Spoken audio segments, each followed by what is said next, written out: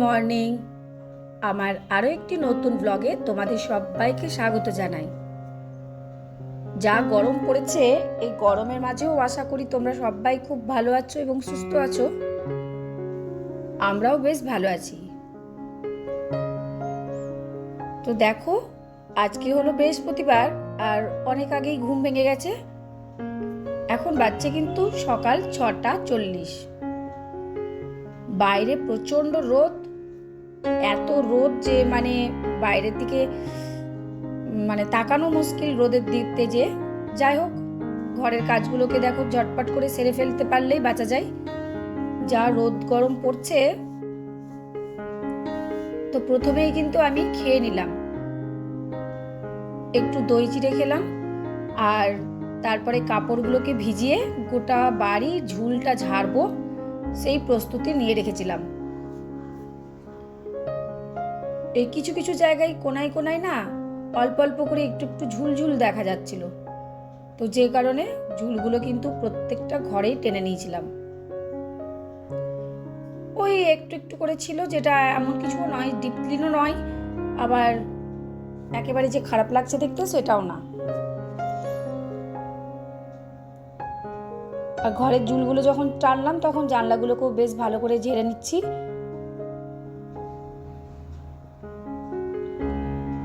যত তাড়াতাড়ি কাজ করা যায় ততটাই শান্তি।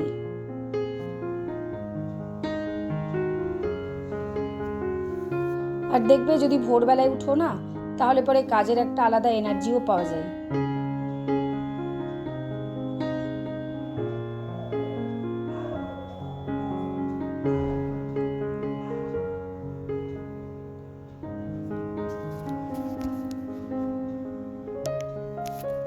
আর আমার কিন্তু বেশি সময়ও লাগেনি, করেছি ঠিকই, পুরো বাড়িটাকে একটু একটু করে পরিষ্কার করেছি, কিন্তু বেশি সময় লাগেনি আমার।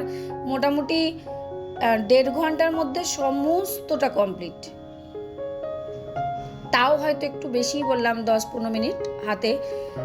আমার খুব সুন্দর হয়ে গেছে, 1.5 ঘন্টার মধ্যে একদম ঝাড়া মোছা কমপ্লিট।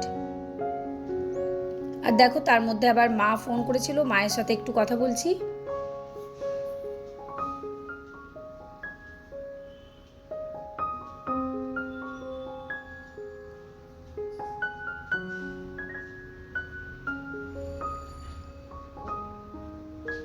চাদরটা কি করেছিলাম বলো তো, টপ করে গিয়ে না একবার হালকা সাবান জলে দিয়ে ছাদে মেলে দিয়েছিলাম।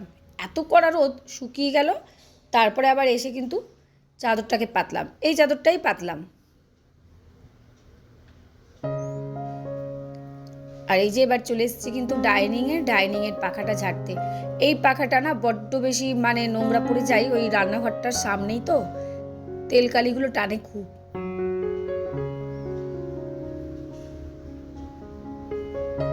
গেল হাত থেকে কাপড়টা পরে।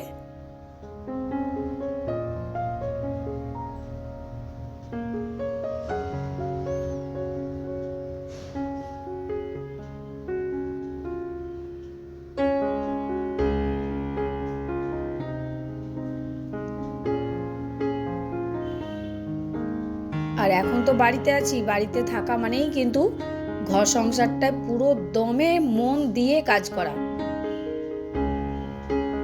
এতটুকু সুযোগ পেলে পরে কিন্তু আমি ছাড়ি না। আর এই যে আমার ডাইনিংও আবার চাদরটাকে একটু চেঞ্জ করে ঝেড়ে নিয়ে পেতে দিলাম। চেঞ্জ করিনি, চাদর তো আমার চেঞ্জ করা হয়েই গেছিল, ঝেড়ে পাতলাম। তারপর চলে এলাম দেখো বাসনের র্যাকটাকে পরিষ্কার করতে।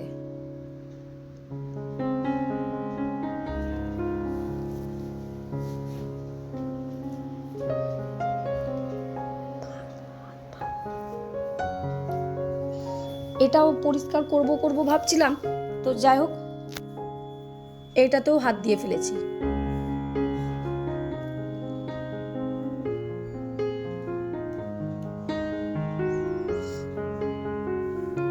আর যখন দেখবে বেশ ঝাড়া মোছা হয়, পরিষ্কার পরিচ্ছন্ন হয় না, দেখতেও কি সুন্দর লাগে না? তারপরে দুদিন মনে হয় বেশ হাত না দিলেও ভালো লাগছে। যদি মোছামুছি না করি তাও মনে হবে যে এই তো কালকেই পরিষ্কার করলাম, আজকেও বেশ চকচকে হয়ে আছে।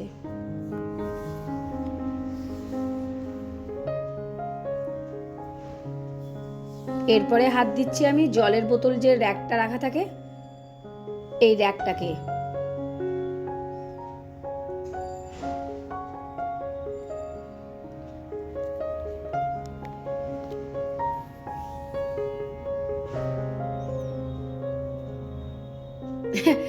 সাবান দিয়ে আবার দেখছি কর্নারটাতে একটু ওই পড়েছিল, ওই ঝুলঝুলের একটু নোংরা জমেছিল, তো সেটাকেও আবার পরিষ্কার করলাম। এগুলো তো আমি প্রায়ই করি, তোমরা দেখে থাকো।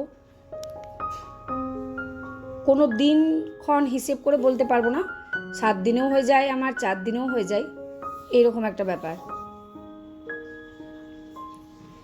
আর দেখো এইখানে উঠে কিন্তু আমি এবার টিভির পেছনটাতে হাত দিয়েছি।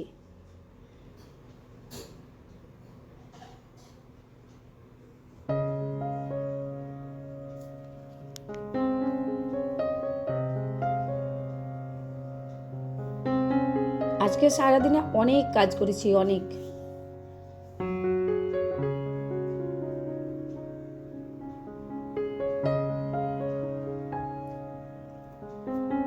এই গোটা মাথাটাকে পুরো ভালো করে ঝেড়ে মুছে নিলাম।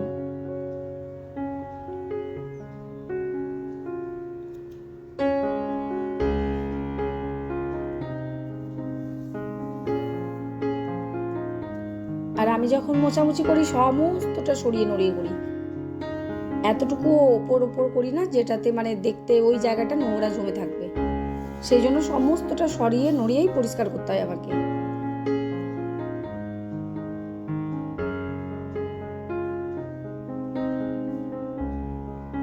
আবারও করেছিলাম কিন্তু কলার বড়া, জানো তো, একটা খেয়ে নিলাম। আর করবো না ঠিক করেছি, 2 বার হয়ে গেল এর মধ্যেই করা গরমে।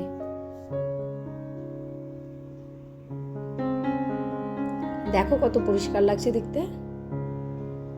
এবার এইগুলোকে সাজিয়ে নিই।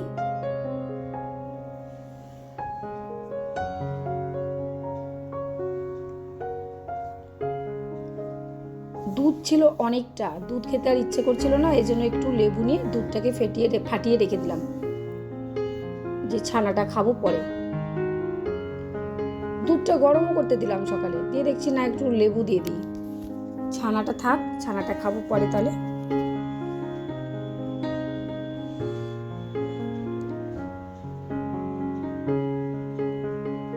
দেখো অনেকটাই কিন্তু ছানা হয়েছে।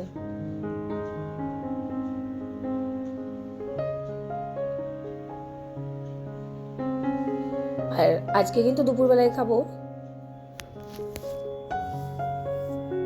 ভিজে ভাত। মাছ আর করলাম না, ইচ্ছে করলো না, একদিন মাছ খেয়েই হয়ে গেল, তার জন্য খাবো ভিজে ভাত।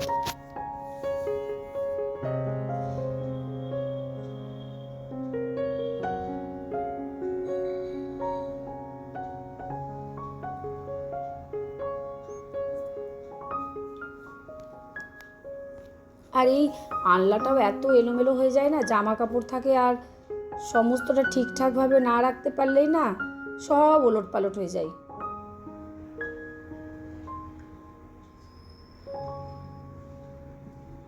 তো সুন্দর করে এটাকেও কিন্তু আমি গুছিয়ে রাখবো। এই জাস্ট 2 দিনই থাকবে এটা গোছানো, জানো, তারপরে সেই আবার যাকে তাই হয়ে যায়।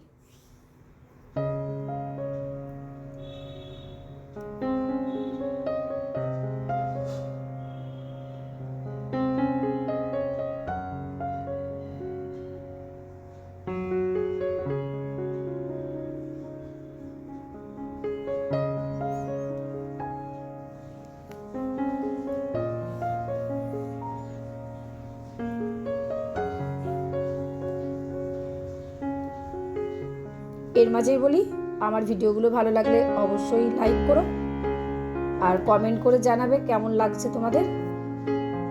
আর নতুন বন্ধু যদি দেখে থাকো ভিডিওটা কোথাও যদি ভালো লাগে, চাইলে আমার চ্যানেলটাকে সাবস্ক্রাইব করে আমার পাশে থেকো।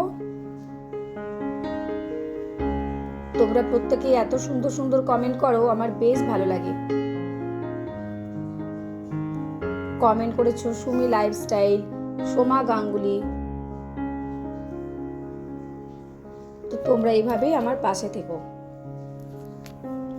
দেখতেই পেলে দুপুরবেলায় ভিজে ভাত খেয়েছিলাম, আর তার সঙ্গে আরেকটা বাটিতে ওই দিদি কাজ করতে এসেছিলো, তাকেও একটু দিলাম।